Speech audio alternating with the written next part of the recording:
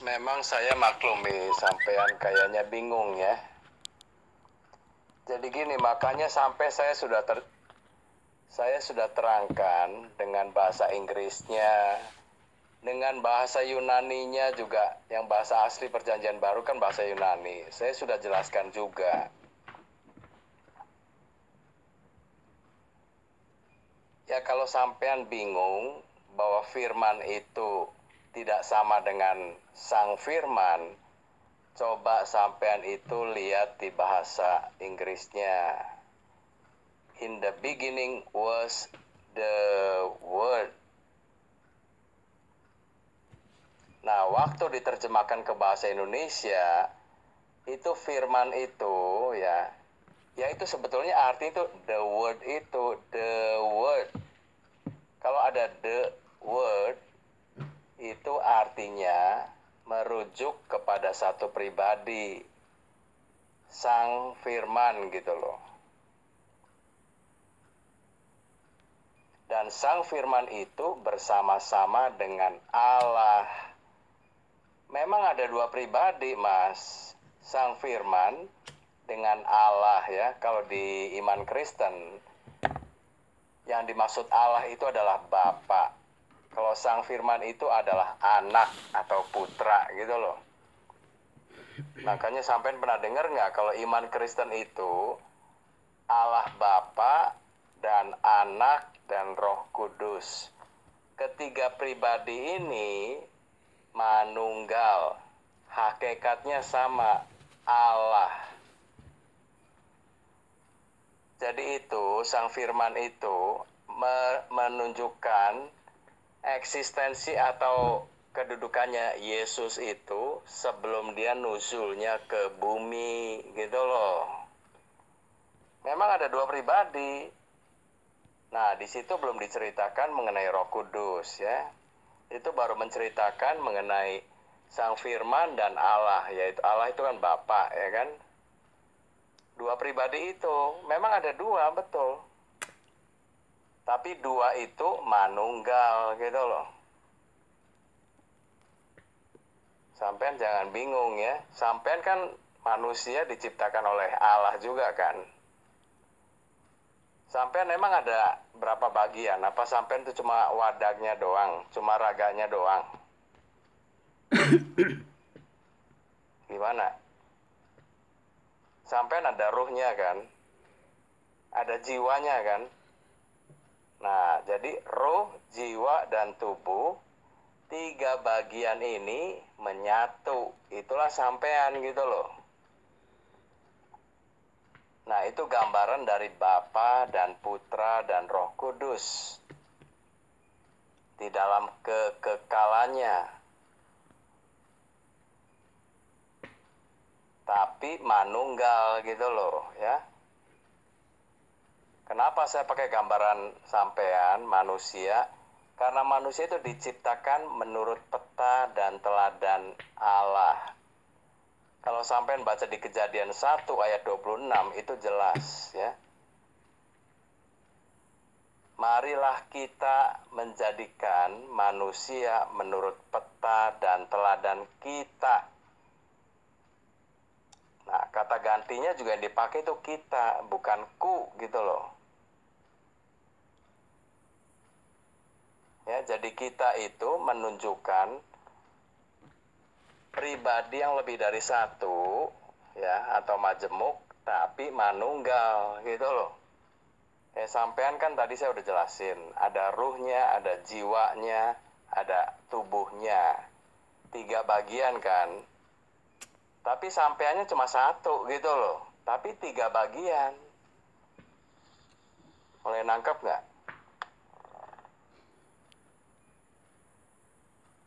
Ya, jadi itu mau menjelaskan mengenai pribadi Bapa dan Putra dan Roh Kudus.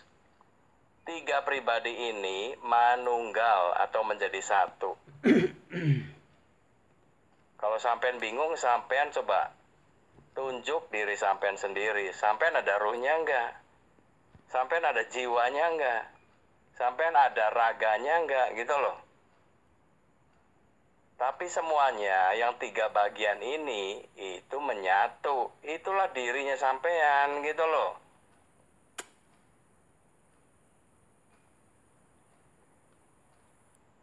Itu saya sudah jelaskan Mas, bahwa Sang Firman itu nanti di ayat yang lain juga dia itu adalah pencipta juga, sama gitu loh. Segala sesuatu itu diciptakan di dalam dia. Dianya itu kan Yesus, ya kan? Sampai nangkep kan dianya itu siapa gitu loh. Kalau sampean nggak jelas, sampean tuh bisa bacanya mulai dari atas gitu loh. Ada berapa ayat di atasnya sampean baca semua. Nanti bisa tahu, oh dianya itu yang dimaksud Yesus gitu loh. Nah, kalau belum jelas juga, saya bawain lagi ayat yang lain. Yang dari kitab Wahyu 1 ayat ke-15 itu. Akulah yang awal dan yang akhir gitu loh. Yang sudah mati tapi sekarang hidup lagi. Siapa dia gitu loh. Itu mau menjelaskan Yesus. Yesus itu sang awal dan sang akhir. Aku sudah mati. Kapan matinya? Yaitu waktu dia disalib. Dan aku sudah hidup lagi. Kapan? Yaitu waktu dia bangkit gitu loh. Bangkit tuh hidup lagi, Mas. Nah, sekarang Yesus itu di surga, kembali kepada posisinya yang semula. Sebagai Allah yang sempurna gitu loh. Nah, nanti akan datang lagi di akhir zaman ya. Sampean juga tahu kan, ada Isa yang turun. Itu Isa itu Yesus sama. Yesus atau Isa itu akan turun lagi menjadi hakim buat seluruh manusia. Nah, pada waktu itu kalau sampean tidak percaya Mas ya, masih sampean itu tidak memiliki iman di dalam Yesus itu, ya sampean tempatnya itu akan ada di tempat yang di luar gitu ya. Ya itulah orang-orang yang akan menerima kebinasaan.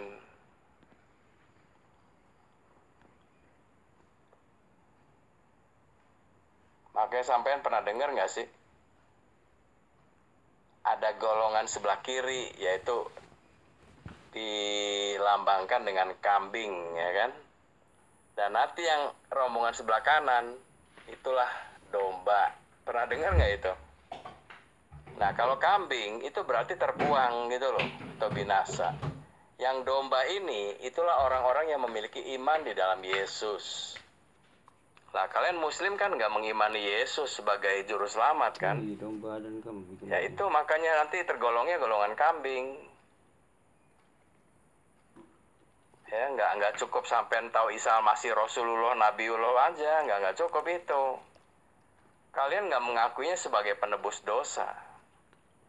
Kalian Muslim itu dosanya itu katanya ya bisa ditebus dengan amal sendiri. Ya udah gitu loh. Artinya kalian nggak butuh Yesus lagi kan sebagai penebus dosanya. Padahal Yesus tuh datang ke dalam dunia untuk mati menjadi korban yang sempurna buat dosa-dosa manusia. Sampean kan orang berdosa juga, Mas. Nah, tapi masalahnya sampean tidak mengimani, sampean menolaknya. Sampean kan ajarannya dosa itu bisa ditebus dengan amalan. Yang penting jangan jahat, banyak zakat ya kan? Banyak berbuat baik, kemudian sholat segala macamnya itu jangan sampai ketinggalan. Nah, itu bekal kalian ke surga gitu loh. Tapi itu tidak cukup. Kalau di dalam iman Kristen tuh nggak bisa. Harus mengimani dulu apa yang Yesus pernah lakukan di atas kayu salib. Kematiannya itu buat menggantikan kematiannya sampean gitu loh. Ya, tapi sayang sampean kan nggak mengimani.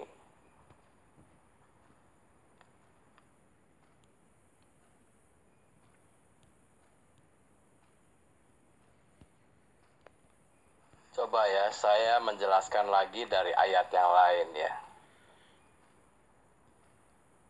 Ini adalah, Matius 28 ini adalah perkataannya Yesus setelah dia bangkit dari kematian.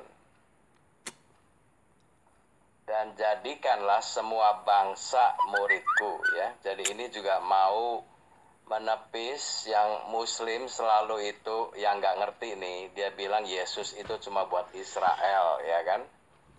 Jadi saya jelasin dulu dari ayat ini sudah membuktikan bahwa muslim itu salah atau sengaja menyalahkan, ya. Intinya gini, Yesus itu setelah bangkit nih, kan mati itu disalibkan, ya. Kemudian bangkit pada hari ketiga. Nah, ini setelah bangkit ini, Yesus mengatakan kepada murid-muridnya, jadikanlah semua bangsa muridku, ya. Kalau semua bangsa itu ya berarti semua bangsa, ya. Nggak cuma satu aja, yaitu Israel. Itu salah gitu loh, ya. Makanya kalian itu seharusnya kebagian apa yang telah dilakukan Yesus itu kan untuk semua bangsa, ya. Termasuk sampean sebetulnya. Ya, tapi Islam ini memang ajarannya itu sepertinya bertolak belakang gitu loh. Yesus menjadi juru selamat manusia dengan matinya di atas kayu salib. Quran kalian mengatakan bahwa Yesus itu tidak disalib atau tidak mati. Ya, kalau ajaran Qurannya bertolak belakang, ya kalian itu tidak mendapat gitu loh. Rahmat keselamatannya itu nggak dapat. Itu yang pembicaraan kita dari awal itu begitu, supaya sampean dapat keselamatan. Keselamatan buat siapa sih? Saya nggak ada untungnya loh sampean diselamatkan itu. Atau sampean masuk neraka juga saya nggak ada ruginya apa-apa. Ya cuma kan kasihan, ya kan, sama-sama manusia gitu loh. Kalau saya sudah diselamatkan, ya kalau saya bisa kasih tahu orang lain, ya saya kasih tahu. Itu aja tujuannya. Tapi semuanya terserah sampean gitu. Saya sih tidak ada paksa memaksa, dan saya juga nggak ada kepentingan apa-apa. Ya, coba sampean baca lagi ya. Dan jadikanlah semua bangsa muridku dan baptislah mereka dalam nama Bapa dan Anak dan Roh Kudus. Nah, memang orang Kristen itu imannya itu ada Bapa dan Anak dan Roh Kudus, tapi ketiganya ini, ketiga pribadi ini menyatu atau manunggal gitu loh. Ini ehad atau ahadnya orang Kristen. Ini tauhidnya orang Kristen ya begini. Jadi jangan dibilang kita punya tiga Allah, itu salah. Itu Allah di Ka'bah memang ada tiga zaman dulu. Ya, jadi jangan dicampur baur begitu. Allahnya orang Kristen ya memang Bapa dan Anak dan Roh Kudus. Ketiga pribadi ini manunggal. Itulah ahadnya atau tauhidnya. Dan ketiga pribadi ini hakikatnya sama, yaitu Allah. Kedudukannya sama gitu loh, sejajar ya. Jadi tadi Sang Firman dengan Allah atau Bapa di situ yang dimaksud, itu sama, memang ada dua pribadi, betul. Ya, jadi jangan nanya lagi Firman ini siapa, Allah ini siapa. Ada dua pribadi. Sang Firman ini hakikatnya juga Allah. Allah juga nanti itu yang disebut Bapa itu. Jadi ada Sang Firman, ada Bapa. Hakikatnya dua-dua pribadi ini adalah Allah gitu loh. Mulai nangkep nggak sih? Ya, tadi saya udah jelasin. Coba sampean lihat ya, sampean kan ciptaan Allah juga kan. Ada tiga pribadi sampai, bukan tiga pribadi, tiga bagian. Ada rohnya, ada jiwanya, ada tubuhnya, gitu loh. Ini cuma buat menggambarkan aja, kalau sampean bingung. Sampean itu nggak cuma ada raga doang, nggak cuma satu doang. Ada tiga bagian. Itu baru menjadi sampean yang sempurna. Kalau sampean cuma ada wadaknya doang, ya, cuma ada raganya doang kelihatan nih, tapi nggak ada rohnya, nggak ada jiwanya. Ya sampean robot namanya. Nanti robot kan nggak ada ruhnya, nggak ada jiwanya. Kalau cuma ruhnya doang, nggak ada badannya, terus sampean sekarang ini keleleran, ya sampean berarti gentayangan namanya, ya. Nggak ada wadak, tapi ya keleleran gitu loh. Coba dimengerti dulu lah ya. Dan ini kalau sampean baca nih Matius 28 ini mau menjelaskan bahwa Yesus itu setelah bangkit itu dia kembali kepada posisinya yang semula sebagai Allah.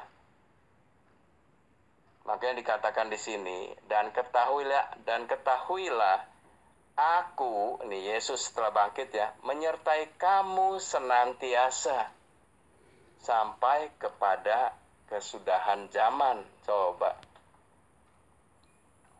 Kalau Yesus itu hanya manusia nih seperti kata Quran, oh dia cuma nabi sama rasul. Ada nggak sih manusia bisa mengatakan, aku menyertai kamu senantiasa sampai kepada akhir zaman? Siapa yang bisa menyertai kamu sampai kepada akhir zaman? Ya dia Tuhan sendiri gitu loh. Ya semoga sih sampean jelas lah ya, ini udah jelas gamblang begini ya. Kalau masih belum jelas juga ya sampean belajarlah bahasa aslinya, bahasa Yunani. Coba, kalau mau saya ajarin juga nggak apa-apa. Saya sih nggak bingung mas. Cuma sampean itu terpengaruh Quran. Kalau Quran kan kalam ya kan. Nah kalam itu memang bukan Allah. Kalau konsepnya Islam ya begitu. Kalam itu yang keluar dari mulutnya Allah. Nanti jadi ciptaan gitu kan. Nah, sedangkan yang saya jelaskan, inilah pemilik kalamnya, pemilik. Ya, kalau sampai tidak jelas dengan terjemahan bahasa Indonesianya yang pada mulanya adalah firman, ya sampai rujukannya ke bahasa Inggris, saya kasih tahu. In the beginning was the word. Kalau bahasa Yunaninya NRK, ho logos. Nah, ini sampai nggak ngerti kan? Tapi kalau diterjemahkan yang bahasa Inggrisnya itu lebih mendekati. Kalau bahasa Indonesia ya sebetulnya sih nggak salah. Cuma kalau sampean yang baca jadi bingung. Nih ya, kalau bahasa aslinya dulu ya, NRK itu artinya ya sama pada mulanya. Sebelum segala sesuatu ada, itulah NRK gitu loh. Permulaan. Sebelum ada ciptaan itu permulaannya siapa? Yang mengawalinya siapa gitu loh. Itu kan sang awal ya, disebutnya sang awal kan. Allah itu kan disebutnya sang awal kan. Ya itu yang mengawali segala sesuatu. Sebelum ciptaan ada. NRK, hologos. Ada ho-nya. Kalau ho itu artinya merujuk kepada satu pribadi. Kalau cuma logos doang ya, misalnya NRK, logos misalnya. Nah itu logosnya memang artinya pikiran. Ya tapi gini ya mas, itu mau pikiran atau kalam, ya dua-duanya itu kan sifatnya kekal juga sebetulnya. Itu kan belum ada ciptaan. Kalau belum ada ciptaan, baik pikiran Allah maupun kalam Allah, ya dua-duanya kekal.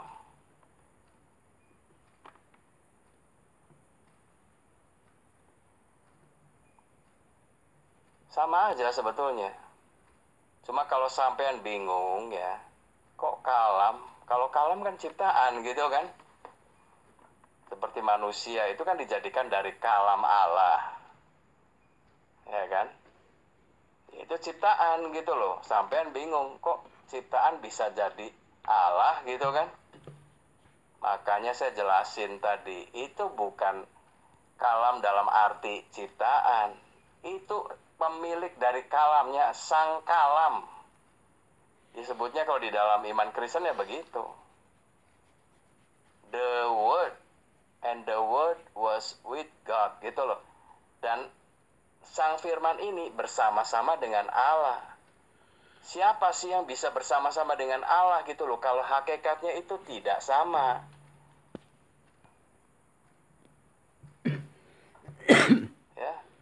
Sang Firman ini bersama-sama dengan Allah. Jadi Sang Firman ini satu hakikat, selevel dengan Allah itu sendiri. Jadi Sang Firman itu ya Allah gitu loh. Nah, tapi jangan bingung, memang ada dua pribadi, Sang Firman dan Bapa atau Allah. Dua-duanya Allah hakikatnya. Ya saya tahu sampean bingung karena di dalam Islam itu kan tauhid, ya kan? Tauhidnya memang cuma satu gitu loh. Ini bedanya iman Kristen dengan Islam. Makanya saya katakan Yesus setelah bangkit itu dia mengatakan baptislah mereka di dalam nama, namanya itu cuma satu gitu loh. Nama, ya kan, bukan nama-nama. Dan baptislah mereka dalam nama Bapa dan Putra dan Roh Kudus. Nah ini kalau sampean bingung saya jelasin lagi ya. Misalnya sampean kan namanya Usman misalnya. Nah Usman ini ada 3 bagian, yaitu ada rohnya, ada jiwanya, ada tubuhnya. Tapi 3 bagian ini ya namanya Usman gitu loh. Usman ini memang ada 3 bagian, ada roh, jiwa, dan tubuhnya. Tapi sampean kan nggak mau disebutnya 3. Itulah Usman, cuma satu doang namanya, ngerti ya?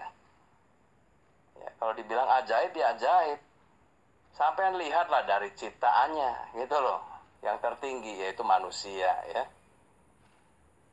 Ya memang ini di Quran nggak ada.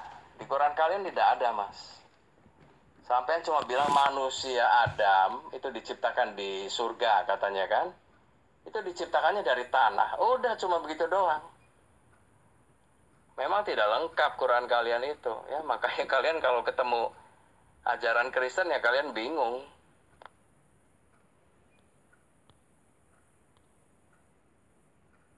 Coba sampean baca Mas. Dan nah ini saya baca yang bagian akhirnya aja ya. Dan persekutuan kami adalah persekutuan dengan Bapa dan dengan anaknya, Yesus Kristus. Nah, tadi yang saya jelasin di Yohanes 1 ayat 1 sampai 3 itu, kan Sang Firman itu kan bersama-sama dengan Allah. Saya bilang Sang Firman itu kan putra kan, atau anak. Dan Allah itu yang dimaksud adalah Bapa. Nah, ini di ayat yang lain nih, ini yang ditulis oleh muridnya Yesus sendiri. Dan persekutuan kami, maksudnya persekutuan para pengikut Yesus ini, adalah persekutuan dengan Bapa. Ya, atau yang disebut Allah itu tadi, dan dengan anaknya yaitu Sang Firman itu, Yesus Kristus. Ya, jadi sekali lagi kalau sampean nggak jelas ya Firman itu yang dimaksud adalah Sang Firman. Itulah pemilik dari Firman, itu satu pribadi. Ngerti nggak sih Mas, satu pribadi ya? Kalau pribadi itu bukan ciptaan, bukan ya, bukan yang pengertiannya Islam yang kalam itu. Kalau kalam dari Allah katanya kan, kalam ya bukan Allah. Nah itu kalian memang konsepnya begitu. Beda Mas, memang dengan iman Kristen konsepnya yang dimaksud Firman itu adalah Sang Firman, yang dengan Firmannya nanti dia menciptakan gitu loh. Nah makanya di 1 Yohanes 1 ayat 1 sampai 3 itu disebutkan persekutuan dengan Bapa dan dengan anaknya. Ya, jadi Bapa dan anak ini nyatu gitu loh. Nah, itu cocok juga dengan Matius 28 yang saya sudah kasih. Baptislah mereka di dalam nama Bapa dan Anak dan Roh Kudus. Nah, itulah iman orang Kristen mengenai Bapa dan Putra dan Roh Kudus. 3 pribadi ini hakikatnya sama, yaitu Allah dan manunggal. Itulah ehadnya orang Kristen. Kalau sampean bingung, sampean coba aja renungkan, sampean ini manusia diciptakan Allah. Ada roh, jiwa, dan tubuhnya. 3 bagian, tapi satu. Itu loh. Begini ya Mas. Kita akan membahas tentang Yohanes 1:1 kan begitu. Di situ dijelaskan atau tertulis pada mulanya adalah firman. Firman bersama-sama dengan Allah kan begitu. Nah, di sini firman itu kalau Anda mengatakan sebuah pribadi yang berbeda, kemudian Allah juga berbeda, maka di situ seolah-olah firman dan Allah itu berpisah gitu. Karena di situ dikatakan bersama-sama kan begitu, berpisah. Nah, kemudian berpisahnya itu tambah nyata gitu loh Mas. Karena di situ turun ke dunia, Allahnya di Allah.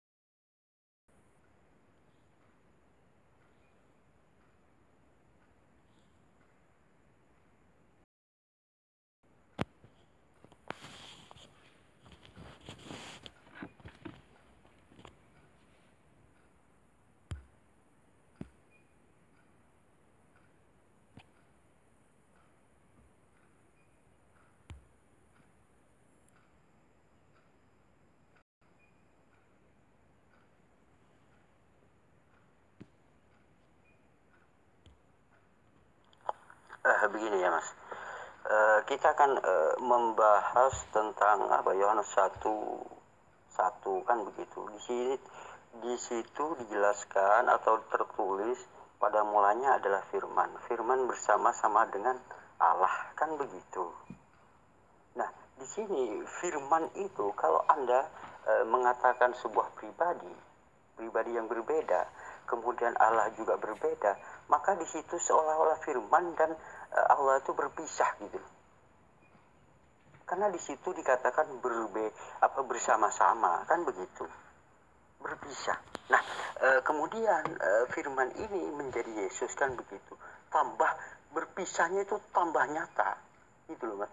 Karena di situ turun ke dunia, Allahnya di sorga, Tuhannya di sorga, Allahnya di sorga, kemudian firmannya di di dunia. Kalau Yesus dikatakan sang pemilik firman, maka seolah-olah Allah ini gak mempunyai firman lagi. Allah yang disebut Allah di situ gak punya apa-apa. Karena firmannya sang pemilik firman sudah di dunia, kan begitu. Nah, kemudian setelah Anda dalam keyakinan Kristen ke surga lagi, ternyata di situ pisah lagi gitu loh. Kenapa? Karena Yesus itu ada di sebelah kanan, ada yang mengatakan di sebelah kiri, ada yang mengatakan berdiri gitu loh. Itu tetap cuman dia itu dekat gitu aja. Namun nggak pernah menyatu karena berada di sebelah kanannya gitu loh. Itu yang perlu Anda ketahui. Maka ketika Anda mengatakan, oh firman pada mulanya adalah firman, ketika firman itu diartikan sebagai sang pemilik firman, maka di situ semakin rancu tentang penafsiran Anda gitu. Semakin tidak menyatu gitu. Padahal di situ kalau firman menjadi Yesus, kemudian firman menjadi Yesus. Kalau Yesus ini disebut sang pemilik firman, maka firman menjadi kitab suci pun juga disebut sebagai sang pemilik firman gitu. Kenapa harus beda gitu? Padahal semua pada mulanya adalah firman, kan begitu. Segala sesuatu itu pada mulanya adalah firman, termasuk Yesus pun, termasuk kitab suci pun, termasuk alam semesta pun gitu. Kedudukannya sama ini. Kemudian firman ini menjadi Yesus, kemudian firman ini menjadi kitab suci, kemudian firman ini menjadi alam semesta gitu. Nah, alam semesta, kitab suci, Yesus itu kedudukannya sama gitu loh Mas. Sama-sama berasal dari firman, kan begitu. Artinya ketiganya ini sama-sama ciptaan gitu. kitab suci pun ini ciptaan, karena firman-Nya itu yang bukan ciptaan, tapi setelah menjadi kitab suci, maka kitab suci ini kan buku, maka buku ini disebut ciptaan. Setelah menjadi Yesus, Yesus itu kan daging, maka daging itu yang disebut daging itu adalah ciptaan. Dan yang bernama Yesus itu setelah lahir diberi nama Yesus, kan begitu. Nah, artinya apa? Nama Yesus itu adalah nama kedagingan. Jika Anda menyembah Yesus, itu sama aja Anda menyembah sebuah daging gitu aja. Ya, itu jalurnya begitu gitu loh, Mas. Nah, Anda juga, itu dua pribadi yang berbeda. Nah, kalau yang disebut firman adalah sang pemilik firman, kemudian Allah ini siapa? Saya bertanya begitu. Apakah Allah itu memiliki firman lain? Sementara firman itu sendiri, Allah itu sendiri gitu. Kalau menurut dalam Yohanes 1 ayat 1 begitu ya. Nah, semakin tampak ya begini, Mas ya. Kan Anda mengatakan firman itu adalah pemilik firman dalam Yohanes 1 itu Anda mengatakan itu sang pemilik firman gitu, bukan kalam, kan begitu Anda. Kalau yang disebut firman itu pada mulanya adalah firman. Padahal sebelum segala sesuatu diciptakan itu firman, kan begitu. Kemudian firman itu menjadi Yesus. Kemudian firman itu menjadi kitab suci. Kemudian firman itu menjadi alam semesta gitu. Kalau Yesus ini dituhankan, kitab suci pun seharusnya Anda tuhankan juga. Alam semesta ini harus Anda tuhankan juga. Karena segala sesuatu awalnya itu berasal dari firman, kan begitu. Kemudian sang pemilik firman ini berubah menjadi alam semesta. Sang pemilik firman ini berubah menjadi Yesus. Sang pemilik firman ini berubah menjadi kitab suci gitu. Kalau pengertian atau pemahaman Anda seperti itu, maka disitulah letak kesesatan Anda gitu loh. Disitulah letak kesesatan Kristen, ajaran Kristen itu gitu loh. Anda juga sempat mengatakan, ibarat Trinitas itu seperti jiwa, raga, dan roh gitu loh, Mas. Nah, gini Mas ya. Kalau kalau saya baca di dalam Alkitab, itu kan Bapa di sorga, Yesus di bumi, terus Roh Kudus di awang-awang. Ini adalah berpisah gitu loh, Mas. Ini berpisah di sorga, di dunia. Nah, kalau Anda mengatakan seperti jiwa, raga, roh, kan begitu. Nah, kalau itu Anda katakan jiwa Anda, misalkan jiwa Anda itu berada di awang-awang, kemudian jasad Anda ini di sini, terus nyawa Anda berada di surga, misalkan. Itu berarti Anda mati, Mas. Artinya Anda mati. Anda ini jiwa Anda di surga, dan Anda yang bernama Pendeta David ini sudah mati, tinggal bangkainya saja yang di dunia gitu. Kalau bangkainya saja tidak pantas Mas, dikubur gitu, karena sudah pisah-pisah semua gitu Mas. Maka jika demikian, jika Anda mengkonsumsikan itu jiwa dan roh, nah ketika misalkan jiwanya Anda, rohnya Anda, tubuh Anda menyatu, misalkan disebut satu, maka ketika Anda dibantai, ketika Anda disakiti, itu artinya seluruh jiwa Anda juga ikut menderita. Terus roh Anda itu ikut terbantai gitu. Semua badan Anda, jiwa Anda, roh Anda itu ikut merasakan penderitaan yang dialami oleh jasadnya. Artinya apa? Jika Yesus ini dibantai orang, seluruh Tuhan Anda ikut dibantai gitu loh. Dan disinilah Anda sangat menghina Tuhan gitu loh. Padahal Tuhan itu sangat mulia gitu, maha mulia. Disebut maha mulia itu karena tidak punya kehinaan sama sekali, karena tidak mempunyai sifat lemah gitu loh Mas. Kalau Tuhan Anda selemah itu, artinya apa? Tuhan Anda tidak maha mulia, tidak maha agung gitu, tapi sangat lemah gitu loh. Tidak, segala sesuatu yang lemah tidak pantas disebut sebagai Tuhan gitu loh Mas. Itu yang perlu Anda ketahui juga.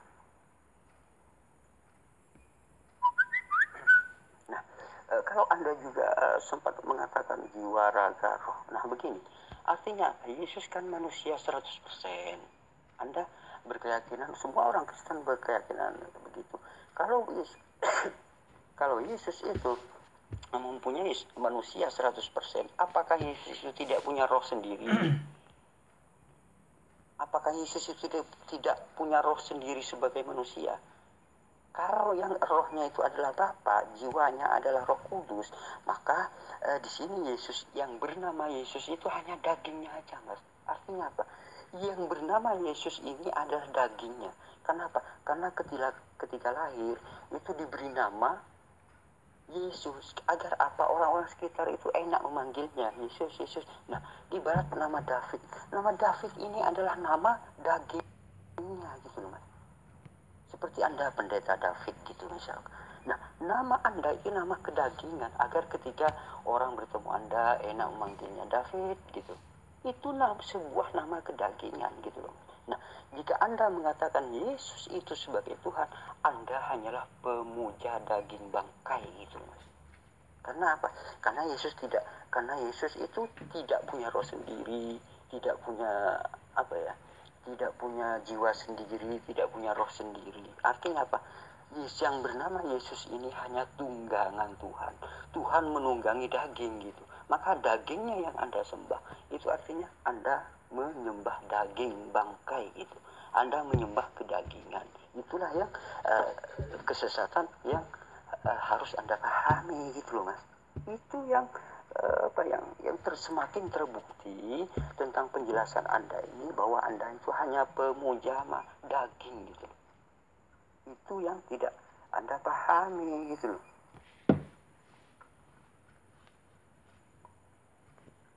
Mas, Anda juga sempat mengatakan ada firman, kemudian ke dunia, kemudian bangkit dan ke surga, Mas ya. Saya beritahu, surga itu, yang disebut surga itu adalah untuk manusia gitu, Mas. Allah menyiapkan surga ini untuk manusia. Apakah Tuhan di surga? Tuhan tidak butuh surga, Tuhan tidak butuh. Yang berada di surga itu adalah manusia gitu. Siapapun yang berada di surga itu adalah manusia gitu. Karena apa? Karena surga ini, semua yang berada di surga adalah makhluk gitu. Karena Allah menyiapkan makhluk untuk makhluknya gitu loh. Surga ini untuk makhluk, bukan untuk Tuhan gitu loh. Yang disebut dengan kerajaan Tuhan di situ adalah bagian daripada kekuasaan Tuhan gitu loh. Surga ini diciptakan oleh Allah Subhanahu wa taala itu untuk manusia, untuk makhluknya yang taat gitu. Tuhan tidak berada dalam surga, Mas. Tuhan itu tidak butuh tempat gitu. Karena apa? Sebelum surga ini diciptakan, Tuhan itu sudah ada gitu loh, Mas. Kalau Anda mengatakan Tuhan berada di surga, berarti kan duluan surga daripada Tuhan gitu loh. Karena surganya lebih ditempati. Kalau ada surga, Tuhan lebih di mana? Kan begitu intinya. Nah, Tuhan itu adalah tidak butuh surga. Sebelum surga itu tidak ada, Tuhan itu sudah ada gitu loh. Dan kemudian menciptakan surga gitu loh, untuk manusia yang taat gitu loh, Mas. Karena surga itu pun juga ciptaan gitu loh. Itu yang perlu Anda ketahui gitu loh. Nah, Anda mengatakan, oh Yesus itu turun kemudian menjadi korban bakaran apa segala macam gitu. Nah, Mas, mulai dari dahulu sampai akhir kiamat, yang dijadikan korban itu biasanya itu binatang, Mas. Binatang, hewan gitu. Dari dulu Nabi Abraham aja, Nabi Ibrahim ini menyembelih anaknya gitu loh. Itu dilarang oleh Tuhan gitu. Anaknya dijadikan korban ini tidak boleh, kemudian diganti dengan kambing. Ini berlaku terus menerus gitu loh, Mas. Nah, kenapa orang Kristen ini malah menyembelih Tuhan gitu loh? Tuhan kok dijadikan barang sembelihan gitu? Apakah Kristen sangat menghina gitu? Tuhan hanya sebagai objek sembelihan aja gitu. Ini sebenarnya menghina Tuhan gitu. Seharusnya Tuhan itu dipuja, disembah gitu. Kemudian umat Kristen hanya menjadikan objek sembelihan sebagai korban bakaran gitu. Ini kan menghina sekali Mas gitu. Ini sangat menghina sekali gitu. Nah, Anda mengatakan, oh ini apa ya, Yesus itu hanya sebagai penebus dosa apa segala macam gitu. Mas, sudah saya katakan berulang kali, Yesus tidak pernah mengajarkan tentang penebusan dosa gitu. Yesus itu tidak pernah mengajarkan tentang penebusan dosa. Yesus itu mengajarkan ketika punya dosa bertobat gitu. Maka Allah akan mengampuni. Artinya apa? Dosa itu diampuni, bukan ditebus Mas. Memangnya pegadaian apa ditebus segala? Mas, pegadaian pun, kalau pegadaian pun itu Tuhan itu menebus ke siapa gitu. Apakah kan ini dosa itu disandera oleh iblis. Iblis itu di dunia gitu. Kemudian Tuhan itu datang ke dunia menyerahkan diri kepada iblis gitu. Menyerah kepada iblis gitu. Itu sangat menghina sekali Mas. Anda ini secara tidak langsung itu menghina Tuhan sekali, sangat menghina Tuhan. Sangat. Anda ini cuma memuji Yesus itu di mulut saja. Kelakuannya itu jauh dari ajaran Yesus gitu. Itulah yang disebut gitu. Itulah yang disebut dengan ajaran manusia gitu loh. Itu yang tidak perlu yang perlu Anda pahami, yang perlu Anda pelajari gitu. Mas, gini ya.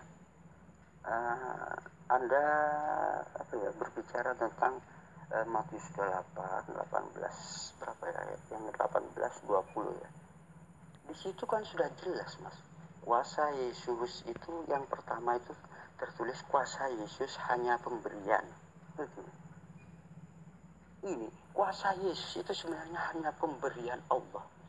Ibaratnya gini Mas ya, anggaplah saya ini seorang bos gitu ya, bos besar gitu. Kemudian saya memberi kuasa kepada tukang parkir untuk menjaga mobil saya, kan begitu.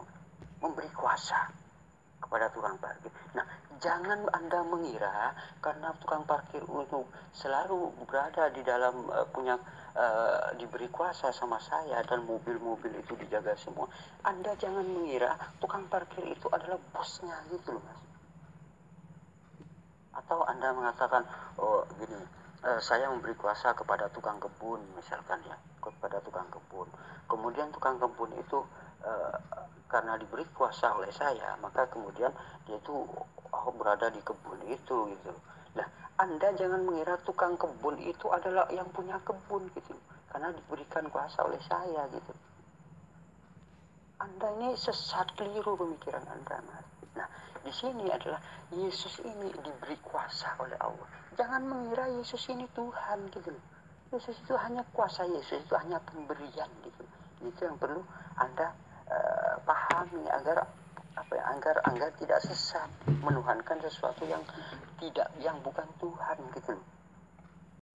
Itu yang perlu Anda pelajari juga. Dan di situ Anda mengatakan jadikan dalam Matius 18 20 itu ya, jadikan semua bangsa muridku. Nah Mas, kalau untuk memahami sesuatu itu seharusnya Anda flashback ke belakang. Flashback ke belakang maksudnya begini, maksudnya Anda harus mampu berada di situasi saat Yesus mengatakan, kan begitu.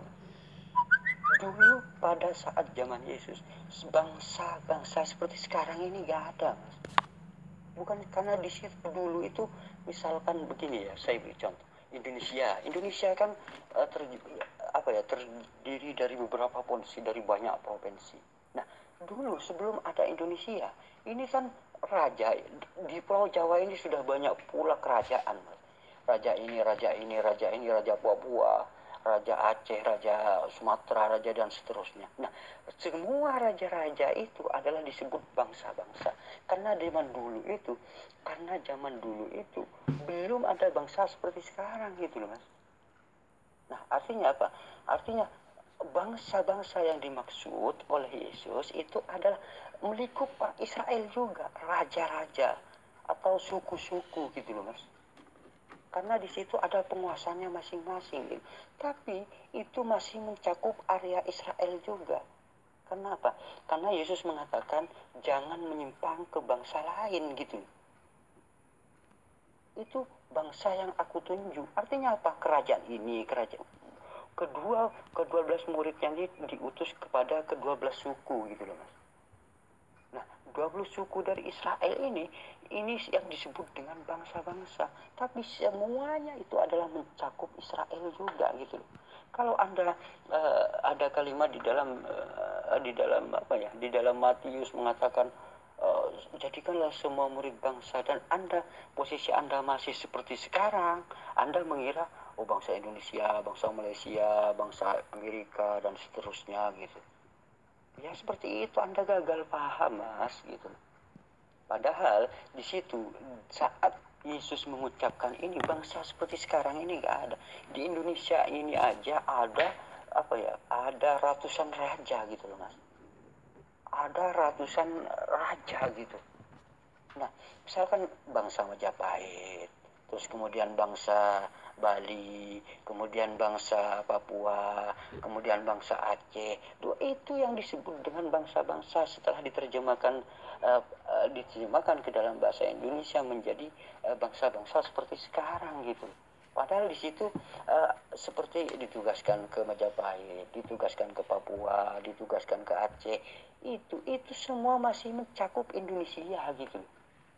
Setelah ada bangsa seperti sekarang ini menjadi seluruhnya itu menjadi bangsa Indonesia gitu. Padahal dulu ya termasuk bangsa-bangsa gitu, karena sendiri-sendiri, raja ini sendiri punya kuasaan sendiri, kebijakannya pun sendiri, ini hukumnya sendiri, di sini sendiri, sendiri, kemudian disatukan menjadi seluruhnya itu menjadi bangsa Indonesia, kan begitu. Nah, jika pemahaman Anda hanya berada di posisi sekarang, Anda akan gagal paham memahami Matius 28 itu gitu loh Mas. Itu yang tidak Anda pahami. Seharusnya Anda flashback ke belakang. Anda harus mampu memposisikan ketika kalimat itu diucapkan oleh Yesus gitu. Jangan dulu gak ada bangsa seperti itu. Yang dimaksud Yesus bangsa-bangsa itu adalah suku-suku, Bani Israel, ada suku ini, raja ini gitu, kekuasaannya sendiri. Terus ini suku ini kekuasaannya sendiri. Terus sampai ke-12 muridnya ini diutus kepada jadikanlah semua bangsa muridku. Artinya apa? Ya seluruh Israel itu, karena di situ adalah banyak suku-suku, banyak raja-raja gitu loh Mas. Banyak penguasa-penguasa gitu loh. Itu yang dimaksud gitu. Tapi jangan menyimpang dari Israel. Itu pesan Yesus gitu loh. Anda harus pahami gitu loh. Jangan menyimpang. Aku hanya diutus hanya untuk domba-domba Israel saja. Itu semua suku, semua raja ini, raja ini, raja ini, raja itu masih lingkup Israel gitu loh Mas. Disebut bangsa-bangsa. Suku ini mempunyai raja sendiri, disebut bangsa. Suku ini mempunyai raja ini, disebut bangsa. Semuanya itu bangsa-bangsa namanya. Itu zaman dulu Mas. Jangan berdiri di zaman sekarang untuk memahami ayat itu gitu loh, biar Anda tidak sesat gitu loh. Nah, Anda sempat saya ini hanya mengasih tahu Mas, biar selamat Mas. Saya juga mengasih tahu pada Anda biar Anda itu berpikir, mengembangkan pikirannya gitu. Karena di dalam Islam itu selalu dianjurkan untuk menggunakan akal pikirannya agar Anda selamat gitu. Jangan asal imani saja. Gitu Mas. Berpikir, apakah benar saya ini sudah benar? Jangan-jangan saya ini sudah sesat gitu. Maka masa depan kita itu adalah akhirat gitu. Jangan sampai sia-sia iman Anda sekarang gitu. Sadarlah gitu Mas. Mas, Anda mengatakan Trinitas segala macam. Di situ Anda mengatakan Yesus dan Bapa itu adalah dua pribadi yang berbeda, kemudian bersekutu gitu loh. Bersekutu dengan Bapak, kan begitu Anda mengatakan ya. Nah, itu namanya bukan Esa Mas, tetapi apa? Bhinneka Tunggal Ika, Trinitas. Trinitas itu Bapa, Yesus, dan Roh Kudus. Itu namanya Bhinneka Tunggal Ika. Berbeda-beda tetapi tetap satu. Itu bukan Esa, Mas. Kalau Esa itu tidak ada persekutuan. Nah, kalau yang disebut dengan persekutuan antara anak dan Bapa, itu namanya Bhinneka Tunggal Ika. Berbeda-beda tetapi tetap satu. Itu bukan Esa, Mas, gitu loh. Tetapi Bhinneka Tunggal Ika, gitu ya. Kan sudah diajari waktu sekolah kamu dulu ya. Nah juga menyinggung apa ya tadi, masalah Matius 28 tadi itu ya. Karena di situ diharuskan apa? Di situ juga diharuskan apa ya, melakukan sesuatu yang diperintahkan gitu. Nah, apa yang diperintahkan oleh Yesus? Yesus memberikan contoh gitu, bersujud. Kamu tidak, sampean Kristen Western tidak bersujud, malah main gitar di gereja gitu. Itu semua ajaran manusia gitu loh, Mas. Karena Yesus memberikan contoh agar Anda sujud, tetapi Anda hanya nyanyi-nyanyi, gitar-gitaran, kayak konser dangdut itu. Itu semua adalah ajaran manusia, bukan dari Yesus gitu loh. Bukan yang Yesus perintahkan gitu. Nah, itulah yang disebut dengan memuji Yesus di mulut saja, ibadahnya adalah perintah manusia. Hatinya itu jauh dari Yesus. Cuman mulutnya memuji Yesus gitu. Itulah yang tidak Anda pahami gitu. Nah, Anda juga sempat apa ya, firman, ada firman dalam Yohanes 1:1 itu adalah sang pemilik firman gitu. Saya sudah jelaskan, Mas. Kalau firman di dalam Yohanes 1:1 itu disebut sang pemilik firman, lalu Allah itu siapa? Nah, kemudian pada mulanya adalah firman. Pada mulanya adalah firman. Artinya Anda mengatakan kan begini, segala sesuatu yang belum diciptakan pada mulanya adalah firman. Kan begitu, Mas. Nah, kemudian firman ini menjadi Yesus. Kemudian firman ini menjadi alam semesta. Kemudian firman ini menjadi kitab suci. Kan begitu, Mas. Nah, kalau Yesus ini Anda tuhankan, berarti alam semesta ini harus Anda tuhankan, terus kitab suci juga harus Anda tuhankan gitu. Karena semuanya adalah pada mulanya adalah firman gitu loh. Kenapa Anda pilih-pilih gitu? Nah, disinilah letak kerancuan konsep-konsep dalam ajaran Kristen gitu.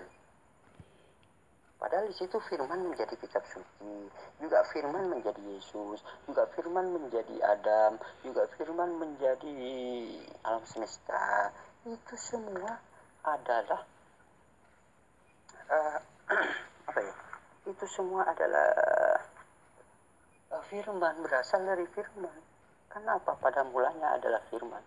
Itu bukan hanya untuk Yesus sebenarnya. Itu untuk semuanya, Mas. Karena pada saat itu misalkan pada mulanya adalah firman, segala sesuatu belum diciptakan. Nah, ketika pada mulanya adalah firman, kan begitu. Ini walaupun kitab suci ini adalah pada mulanya adalah firman gitu, Mas. Kalau Anda menuhankan Yesus, maka semuanya harus Anda tuhankan, termasuk batu, termasuk kayu, termasuk ikan kakap juga Anda tuhankan gitu. Karena pada mulanya adalah firman. Karena di situ sebelum sesuatu itu ada, pada mulanya adalah firman, kan itu, Mas. Ikan kakap juga harus Anda tuhankan gitu loh. Nah, kalau Anda mengatakan apakah firman itu kekal? Ingat ya, kalau dalam ajaran Islam, firman itu adalah kekal, gitu loh. Firman itu abadi, gitu loh. Namun, ketika firman menjadi manusia, maka manusia ini adalah ciptaan. Ketika firman menjadi Yesus, maka Yesus ini ciptaan. Ketika firman menjadi kitab suci ini ciptaan. Ketika firman menjadi ikan kakap ini ciptaan. Artinya, Yesus, kitab suci, laut, ikan kakap, itu semua ciptaan. Kalau firman tetap kekal pada diri Allah Subhanahu wa Ta'ala gitu. Nah, ketika menjadi Yesus, nah dalam kalimat menjadi ini adalah sebuah proses penciptaan namanya, Mas. Itu loh. Itu yang perlu harus Anda pahami gitu loh.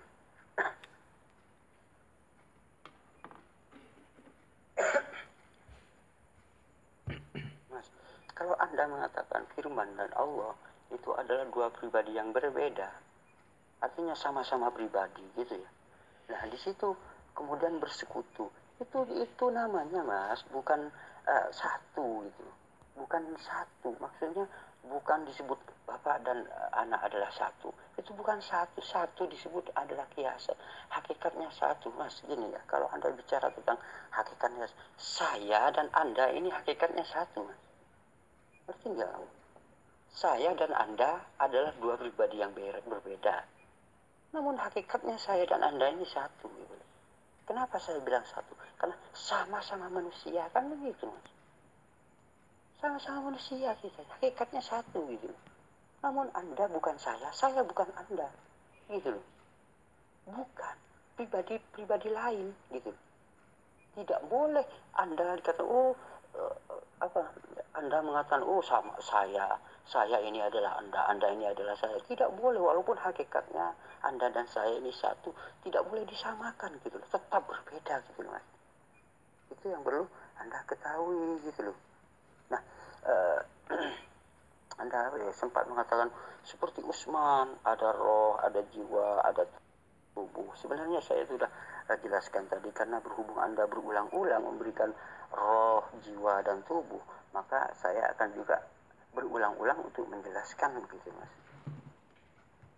Mas, roh, Anda mengatakan Trinitas itu diumpamakan seperti ini, roh, jiwa, dan tubuh, kan begitu. Nah, sedangkan yang bernama Yesus ini adalah tubuhnya, adalah dagingnya, kan begitu Mas.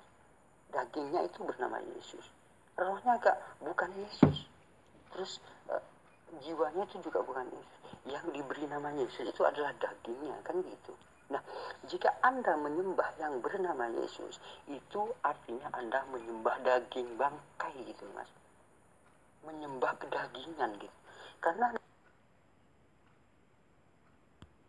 menyembah kedagingan gitu, karena nama Yesus itu adalah nama dagingnya gitu loh. Jika Anda menyembah Yesus, menganggap Yesus Tuhan, adalah Anda ini hanyalah pemuja daging gitu. Ya, daging bangkai yang tidak ada apa-apanya gitu. Hanya dagingnya itu yang Anda sembah, kan begitu. Karena yang bernama Yesus itu adalah nama dagingnya gitu. Ketika roh, jiwa, dan raganya berpisah, maka itu daging ini Mas, dagingnya ini tidak ada artinya gitu loh Mas. Dan terbukti itu Bapak di surga, rohnya di awang-awang, Yesus naik di bumi. Artinya yang bernama Yesus ini adalah daging tok gitu. Yang bernama Yesus ini hanya daging tunggangan Tuhan gitu.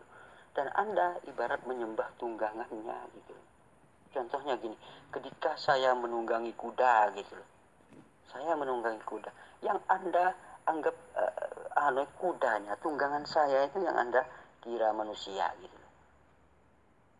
Itu kudanya itu manusia karena ditunggangi oleh manusia gitu. Itu pengertian Anda. Padahal itu hanya tunggangan gitu. Bukan manusia kudanya itu gitu. Nah, jika Yesus ini tidak punya roh sendiri, tidak punya jiwa sendiri, dan itu adalah Bapa dan Roh Kudus, maka Anda ini berarti pemuja tunggangannya gitu. Artinya yang bernama Yesus ini hanya tunggangan Bapa, tunggangan Roh gitu. Anda juga pemuja daging kalau gitu loh Mas. Mas, Anda juga menjelaskan dalam Yohanes 1:1-3 gitu. Di situ Anda menjelaskan, itu persekutuan Bapa dan Anak, kan begitu ya. Itu dua pribadi yang berbeda kemudian bersekutu, kan begitu ya. Mas, gini ya. Segala sesuatu yang disebut bersekutu itu tetap dua pribadi yang berbeda gitu Mas.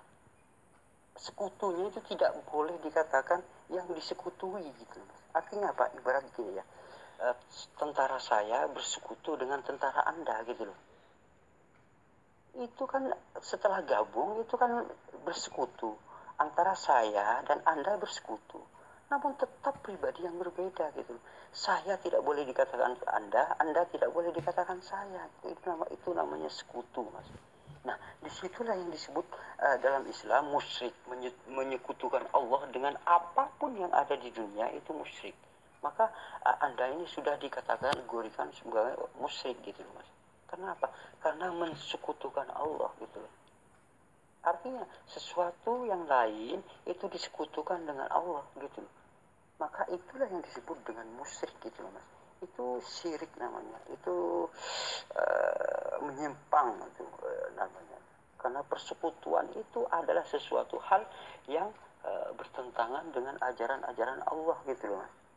Itu disitulah kesesatannya. Segala sesuatu yang mensekutukan keagungan Allah, yang mensekutukan keesaan Allah, maka di situ adalah hal-hal yang sangat menyimpang gitu. Itu yang perlu Anda ketahui. Di situ Anda menjelaskan bersekutu. Bapak dan anak ini bersekutu. Dan persekutuan inilah yang disebut dengan musyrik gitu. Padahal sebenarnya begini Mas, yang disebut dengan bapak dan anak itu cuman terdapat hanya istilah bahasa menurut saya. Sebenarnya bapak dan anak ini tidak, kalau menurut saya adalah Tuhan dan utusannya gitu loh Mas. Yang disebut bapak itu adalah Tuhan dan bapak dan anak itu sebenarnya Tuhan dan utusannya gitu loh. Karena ini menurut saya hanya karena gaya bahasa pada zaman dulu aja disebut bapak gitu. Tuhan itu disebut bapak gitu. Itu hanya menurut saya ini hanya tentang penyebutan aja sebenarnya. Nah, ketika Anda menyekutukan hal ini, maka Anda ini menjadi sesat gitu. Anda menjadi tidak mengerti gitu loh. Anda tidak mengerti dengan hal-hal seperti itu, akhirnya menjadi sesat gitu loh Mas.